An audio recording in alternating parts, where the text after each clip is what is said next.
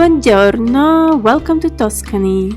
Welcome to my vlog and thank you for watching me and thank you for supporting likes as well. This town is the second one in Tuscany that I will visit, and I had to visit this city because of its events celebrated every year and which is a long tradition important for the Italians of this area. Our region is known for Chianti wines, for horse racing, and if you ask me, they're famous for cheese. At least they have really amazing cheese. I will give you 3 reasons to visit this charming town in the center of Tuscany. There is lots of things to do in Siena, but when you do not have so much time, then you choose the best one, of course. Everybody is different and people have their own preferences, but some events and activities are so special that everybody wants to see it or do it. I will discover you this time why you should visit Siena and why it's so special to me and what are the top 3 things you need to do when you come to this cute and beautiful town. I'm still in Florence. It's kind of early, around 7 in the morning, and I didn't get up early to get to Siena because it's only 76 kilometers away, and that means it's about an hour and a 15-minute drive. But I got up early because of excitement, and the morning was beautiful and sunny, and I need to take a walk. So there is nothing more beautiful than a morning walk on the streets of Florence, drinking coffee, reading book, and watching people who are either running to work or are relaxing and enjoying their vacation like me. The book I enjoyed while I was drinking a cup of good strong coffee was a tiny pocketbook. I took it with me and it is quite convenient to carry. It's quite small. The book is called Lives of Famous French Painters from Ingres to Picasso. It was written by Hermann Wechsler and contains short stories about the life of an artist and painters. Very inspiring book. I packed the motorcycle that has been in the street for 2.5 days. I'm grateful that it is still there because it is my only transportation. And to be honest, I don't have the habit of checking my bike because I've never gone on a long trip like this, and so I don't check anything except the condition of tires and fuel.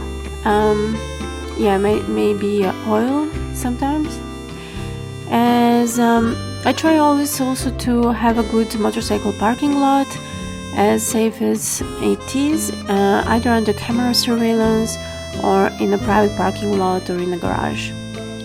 So the journey through Tuscany continues, beautiful as always. The sun does not leave me, making it easier for me to be perfect this time. Although the gap between Florence and Siena is small, I had to stop by for a coffee and one of those hidden restaurants.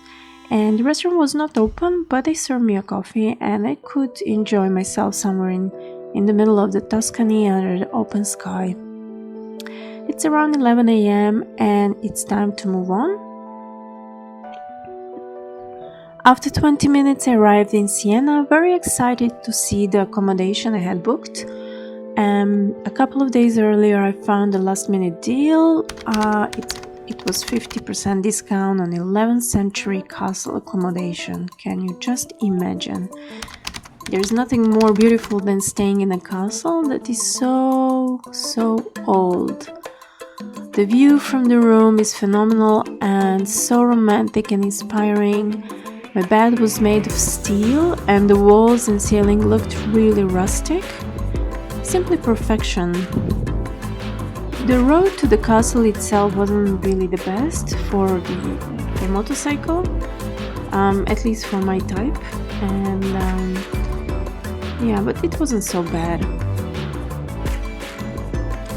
A few pebbles didn't hurt anyone. I wanted to take a little walk before the big event I was planning to visit. It is a palio horse race that takes place twice a year. On July 2nd and August 16, 10 horses and riders race bareback, dressed in a unique costume in colors that represent particular municipality. The first palio race was held on August 15, 1633, and in the race only the riders who have been preparing for years are not as significant as the racing district. So the communities wear names such as owl, panther, eagle, giraffe, tower, and in the end the community's victory is celebrated and not the rider. There are also some rules like choosing a horse that must be a mixed breed and not a really thoroughbred horse.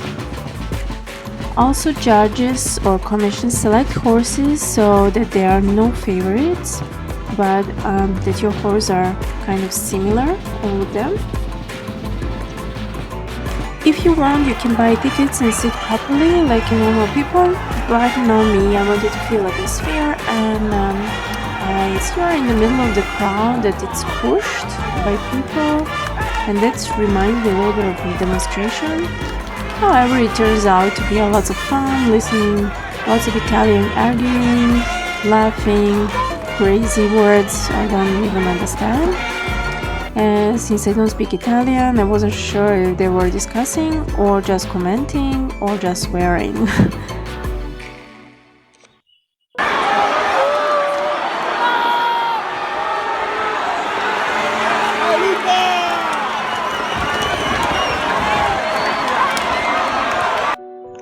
Second thing you want to do in Tuscany or Siena is to book this kind of accommodation. The 11th century castle reminds me of the French film Le Sard sur le Toit with Juliette Binoche and Olivier Martinez. If you sleep in this kind of old castle, it makes all the trip different. And the third thing you really need to do is after this kind of race and big events, you need to join the parties. I think everybody is, even if you're a foreigner, for example, I was traveling alone, I was welcome everywhere. So you just go through the street and jump in any cafe, any bar, you'll be welcome. Just it's recommendable that you know Italian, and if you don't, they will give you some sweets or, just a wine or beer if you like. This was a really phenomenal day, full of impressions, and hopefully I inspired you to visit Siena.